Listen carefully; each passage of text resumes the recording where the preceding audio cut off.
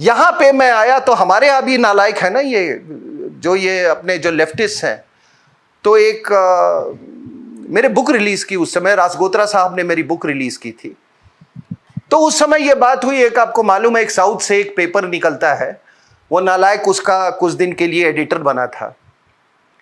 तो मुझे याद है कि जहां पे ये गोष्ठी हो रही थी, ये सेमिनार हो रहा था, ये कुछ साल पहले, तो ये अपने आप को लेफ्टिस्ट था।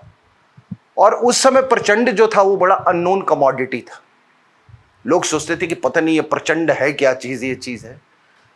तो ये आया और ये आपके centre for land warfare studies में ये साउथ का जो जर्नलिस्ट जो है वो अपना पूरा डिंगे हाँक रहा था, मैंने ऐसे मिला, मैं ऐसे गया, मैं जंगल में गया, मैं वहां गया।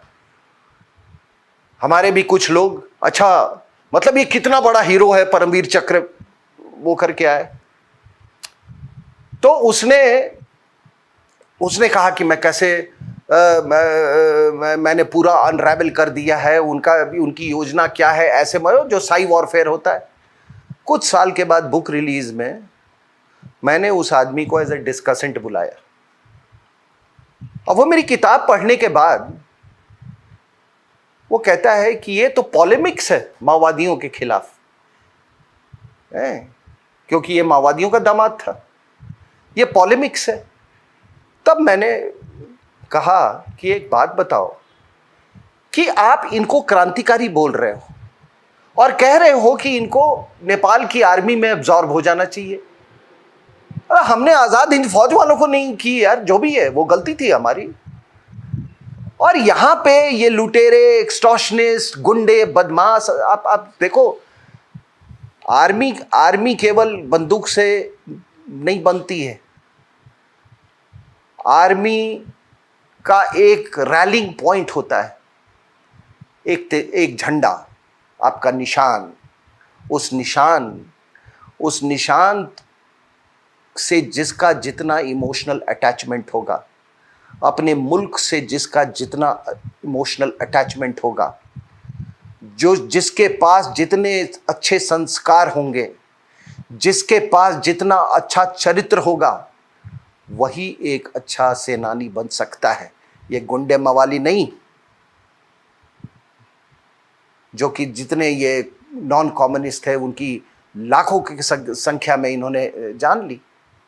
तो मैंने उस दिन पूछा, मैंने कहा कि एक बात बताओ कि इनको क्रांतिकारी बोलते हो क्योंकि इन्होंने लाल झंडा ले लिया, और मैं हिंदुस्तान में भी हिंदुस्तानियों से भी यही पूछ रहा हूं कि तुम ये अंग्रेजी बोलने वाले, ये जितने ये गुंडे बदमाश, ये हैं अपना कमीज खुद फाड़ने वाले लोग, इनको जो इतने रिस्पेक्टेबिलिटी देते हो क्योंकि अंग्रेजी ये बोलते हैं, तो फिर आप मधेशी लिबरेशन टाइगर्स को क्यों नहीं आप देते?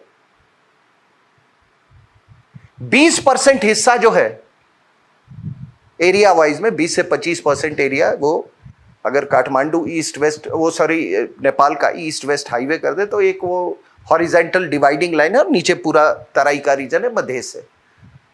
About 50% of the population resides in Terai. उनकी अपनी मांग है,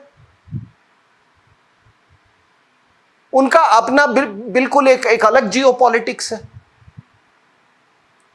वो भारत की तरफ ज्यादा देखते हैं वो। तो मैंने कहा कि उनका जो मधेशी लिबरेशन टाइगर्स जो है, उनको आप क्यों नहीं लेते फौज में? उनकी डिमांड भी थी।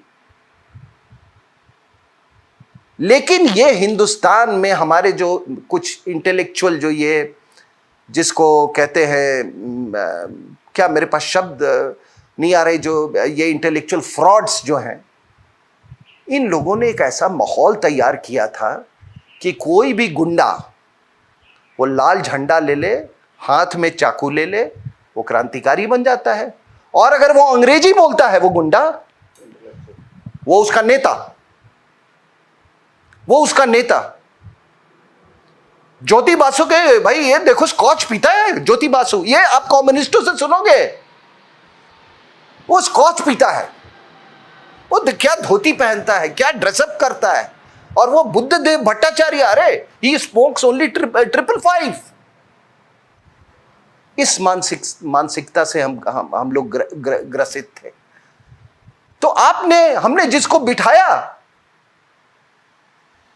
आप उसको भुगत लो। दूसरी बात आपने कही, आपने एक ये भी कहा कि ये हमारे लिए ये बफर का काम किया है। बिल्कुल भैया, दुनिया में एकमात्र हिंदू देश नेपाल ने डिक्लेयर किया, और आज से नहीं, उनको कोई, जो मोनार्की थी उनको कोई शक नहीं था उसमें।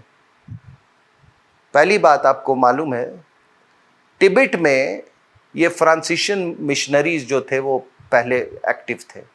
उनको जब मार के भगाया गया वहाँ से, जब मार के भगाया गया तो वो आए नेपाल में कुछ दिन इनको रहने का इनको परमिशन मिल गया। फिर एक राजा आया, इनको मार के भगाया तो ये आ गए बेतिया, और फिर बेतिया के महाराज ने इनको कुछ जगह वगह दी। और अब आज भी आप देखेंगे कि बिहार के बेतिया में काफ़ी मतलब इनके इंस्टीट्यूशंस वगैरह वहाँ पर ये चलते हैं। लेकिन उस समय भी एंटी कन्वर्जन लॉज बहुत स्ट्रांग थे, और माओवादियों को लाने का जो अंतर्राष्ट्रीय जो ये षड्यंत्र था, ये पूरे ये जो क्रांति के पीछे में, उसमें इस षड्यंत्र के पीछे ये जो कुछ ये आपके वेस्टर्न वर्ल्ड के कुछ ताकतें हैं। मैंने आपको पहले भी बोला है, मैं जब काठमांडू में घूम रहा था, embassy of Finland, embassy of Norway, ये सब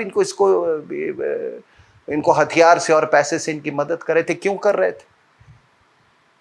ये आएंगे और ये बस कन्वर्जन, उसके बाद ये जो एंटी कन्वर्जन जो लॉ था वो उसको हटा देंगे, और उसके बाद धड़ाधड़ कन्वर्जन होगा। आपको मालूम है जब भारत को इंडिपेंडेंस मिला तो गोरखा रेजिमेंट्स में हिंदुस्तानी ऑफिसर नहीं होता था। समझ रहे मेरी बात? गोरखा रेजिमेंट्स में हिंदुस्तानी ऑफिसर नहीं होता था। फिर आजादी के बाद एक ट्राइपाइट एग्रीमेंट हुआ ब्रिटेन, इंडिया और नेपाल के बीच में। तो उस ट्राइपाइट एग्रीमेंट में ये निर्णय लिया गया, जो राजा थे वहाँ नेपाल के, उन्होंने कहा कि ठीक है, आपके यहाँ आप कुछ हिस्सा आप ले लो। तो ब्रिटेन के यहाँ कुछ चली गई फौज, और बाकी जो बल्क फौज थी वो हमारे यहाँ चली आई, जितने गोरखा रेजिमेंट्स थे। लेकिन एक ही शर्त में नेपाल के राजा ने माना, वो शर्त था कि ये कभी भी ये हिंदुओं पर गोली नहीं चलाएंगे।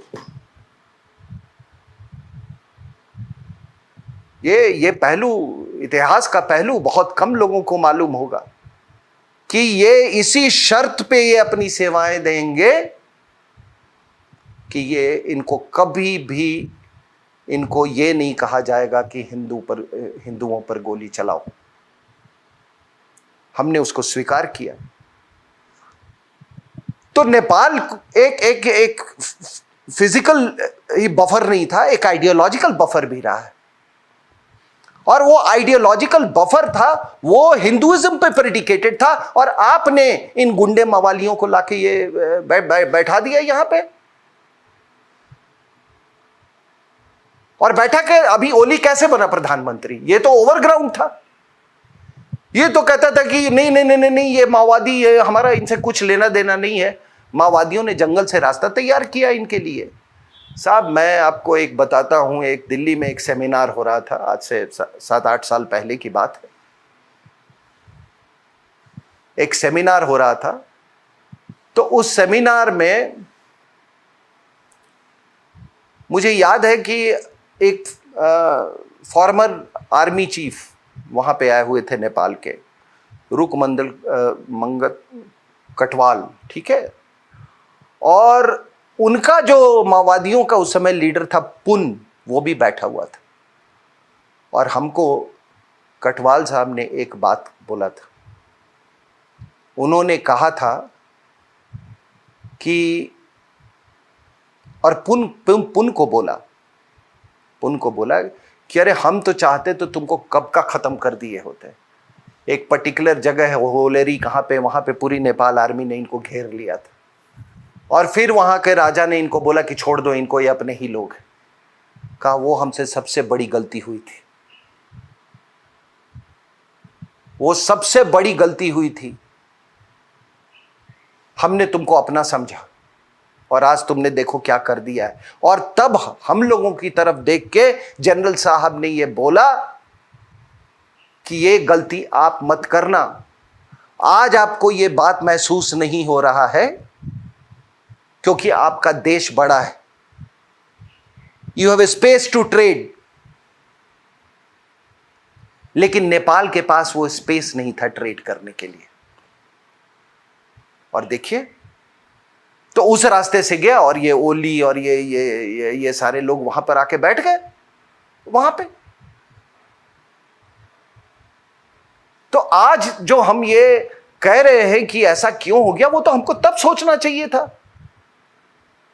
अपने हित में भाई, आपने एक चरित्र था उस देश का, वो तो आपकी तरफ देख रहे थे। मैं बार बार ये चीज कह रहा हूं, वो तो आपकी तरफ देख रहे थे। और आप देखिए, वही बात नहीं थी। आप देखिए, ये नक्शा देखिए, मैं कुछ साल पहले ये नक्शा का स्वरूप भी बदलता रहता है। ये मैंने कई 1.5 दशक पहले ये नक्शा बनाया था। ये देखिए, ये जो आप देखें डॉट डॉट वाला, ये नॉर्थ ईस्ट का ये ट्रबल एरिया, जो ट्रबल्ड एरिया आप देख रहे हैं, ये आज बहुत अच्छी हालत में है। अगर कोई हिंदुस्तान में सबसे बढ़िया मोदी सरकार की अगर के दौरान अगर कोई सबसे बढ़िया गुड न्यूज जिसको बोलते हैं, अच्छी खबर है, वो पूरे नॉर्थ ईस्ट से है। जिस तरह से इंटीग्रेशन और एसिमिलेशन हुआ है आज नेपाल में, जितेंद्र जी, लोग कह रहे हैं जो कुछ भी हुआ है, आपको मैं बताऊं कि नॉर्थ ईस्ट में क्या हुआ है, वो खबर तो छपती नहीं है, अच्छी खबर छपती नहीं है कभी। हमारे ये म्यांमार से एक प्लेन लोड इंसर्जेंट्स का म्यांमार से इंडिया में आया, आपको मालूम है?